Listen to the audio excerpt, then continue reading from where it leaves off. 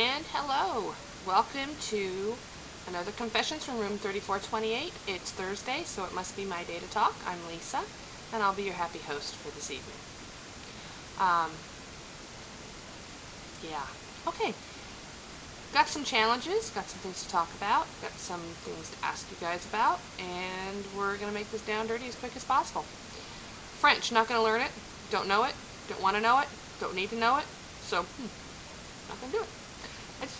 I never learned French. I actually never learned Spanish. I really should have learned Spanish considering where I live, but yeah, just not interested, sorry. So I really don't know anything other than what Lizzie and MJ said. So, and hey, if I want to ask someone to go to bed with me tonight, I got a husband downstairs. Anyway, MJ asked about Harry's greatest influences and his worst influence. And I took greatest influence a little bit differently, I think, than other people did. Because greatest influence doesn't necessarily mean that it's a good influence or a bad influence, simply that it's the greatest influence. And to me, it's the Dursleys were the greatest influence on Harry. For the first 11 years of his life, or at least 10 years of the 11 years of his life, he had to live with people who showed him no love, no interest. He saw the way not to be a family. He saw the way not to live and the way that love can be inclusive and damaging. And I think that was a huge influence on him. I think when he went to Hogwarts, he very easily could have been the kind of kid who stayed in a corner, very much hid. He could have been the Neville. But because he'd seen his aunt and his uncle and his cousin and knew the way he'd been treated, he reached out to people that were loyal to him and that he could be loyal to. And I think that it was very, very telling that he was able to overcome how the Dursleys treated him. And I think that made a positive influence, because if he hadn't had that kind of neglect and that kind of really abysmal childhood, would he have been able to form the loyal bonds that he did during school? And I don't think he would have. I think if he'd gone to school as a pampered little kid, he would have taken it for granted. And I don't think he ever, ever, ever took Hermione and Ron for granted. So, yeah. Greatest influence would have to be the Dursleys.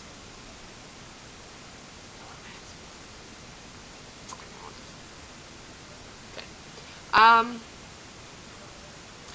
Then there's the worst influence, and for me the worst influence on Harry was Snape. Not because Snape was Snape, but because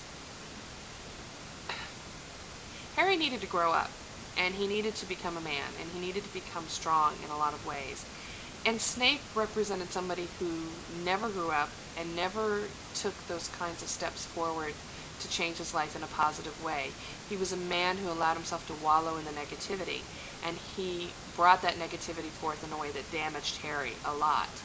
And I think that if Snape hadn't been present, if the teachers had been all pretty much, the McGonagall, the Flitwick, the Sprouts of the world, I mean, obviously the Dada was always, I've got a kitty coming to visit me.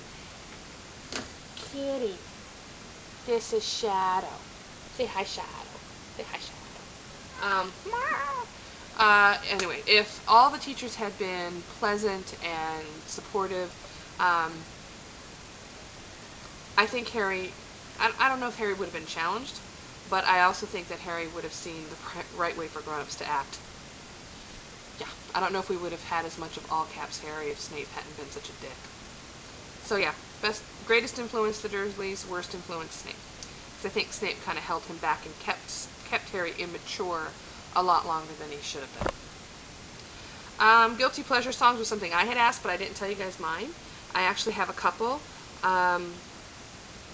One is Perfect Day by Hoku, which is at the end of the movie version of Legally Blonde. I don't know what it is about that song. It's just such a happy song. I don't know it. I do have the Spice Girls on my MP3. No, my bad. And I think the greatest guilty pleasure song I have is Carly Simon, Let the River Run. Love me some Working Girl. Yeah. I did not look for Eric Nelson.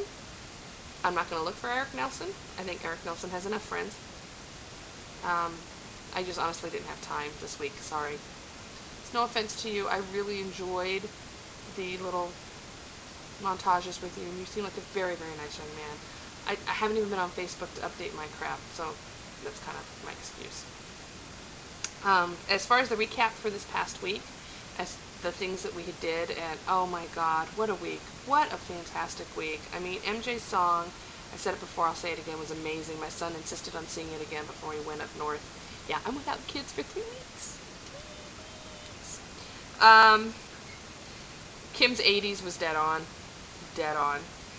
Lizzie's Pig Latin, I think Coconut K is going to have to be like on a t-shirt at some point. Andy's cowboy hat, double stick tape, dude. Curls are a bitch with a hat, I know. Addie,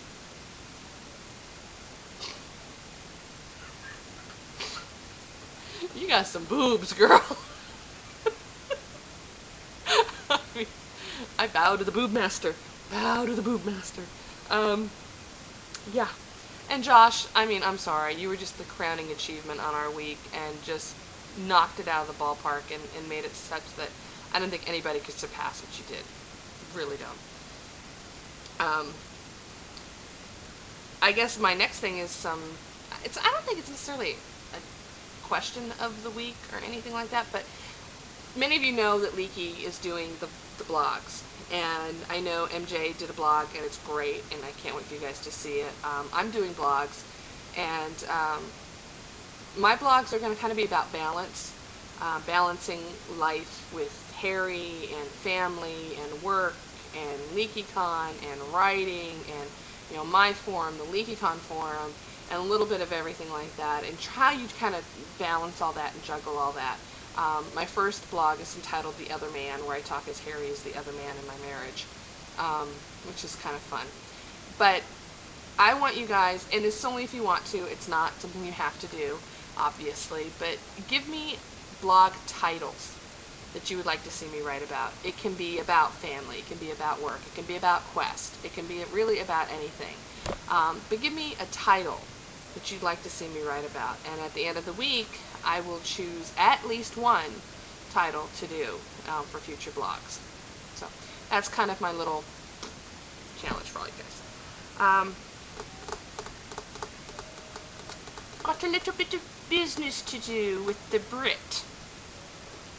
Andy, light of my life, love of my heart. Did you get a pox on your house last week? Did you feel a sense of something raining down upon thy head? Yeah. Basically, this is what I want. Your challenge next week, and I'm not going to make you do the entire blog this way because that would be very, very difficult, and I understand that, and you can thank me for that later, but I thought, kind of in honor of the fact that we'll be sharing our Terminus resort, I thought in honor of sharing our Terminus hotel with the Gospel Choirs of America, hey, at least they'll be in robes, right? But I think in honor of them, I would like to see you do at least the first 2 minutes of your blog next week in the style of an evangelical preacher. Now, if you're looking at the blog going, what? What's that? An evangelical preacher are the fire and brimstone teachers. You know, you will go to hell, and, you know, can I have an amen, and, you know, sister say it, and, yeah. Basically, you're going to have to be talking in tongues. And really, you know, go with it. Go with the flow. Get wild. Get crazy. Have fun with it. And that'll teach you. So, I think this is probably the shortest vlog ever, but that's okay. I hope you enjoyed it. I hope you enjoy your little challenges, and we don't have very much longer till we're all together again. Yay! I miss you, I love you, and we will talk to everybody soon. Bye!